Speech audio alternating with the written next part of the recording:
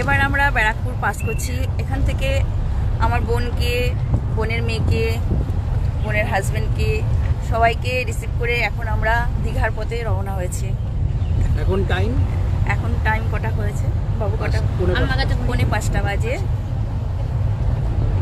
কেন সবাই কিছু বল, কি সমস্যা? দিদি কিছু বল। বলার মতন কথা না থাকলে কি বলবো? এই যে আমাদের পুচকুরানি, আমরা সবাই, আমাদের কোনো সমস্যা নেই। আমরা এখন ভালোভাবে বেরিয়েছি। সুন্দর সকালটা দারুণ লাগছে। ঠিক আছে, আর বহুদিন এত সকাল সকাল ওঠা হয় না। আজকে আমরা সকালবেলা উঠেছি। অসাম ওয়েদার, আকাশে হালকা মেঘ আছে, ঠান্ডা ভাব আছে পুরো। আমরা যাচ্ছি, তোমাদের টাইম টু টাইম দেখাতে থাকবে কিভাবে আমরা যাই।